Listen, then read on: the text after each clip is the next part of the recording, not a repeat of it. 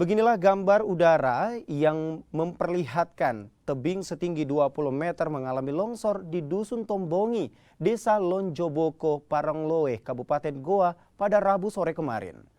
Dari data tim SAR gabungan, titik longsor sebanyak 13 titik.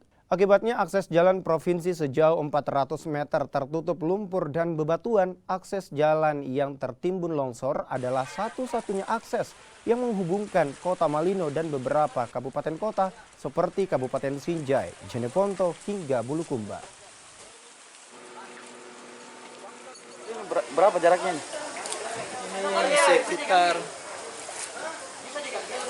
400 meter barangkali. Tidak 1 kilo ya? Tidak sampai. Tapi masih parah ini, belum bisa dilalui. Belum bisa. Berapa kedalaman lumpur ini?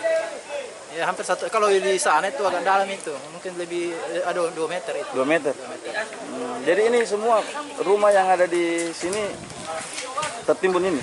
Tertimbun ada beberapa rumah, 1, 2, 3, 4, ya 5 rumah lah.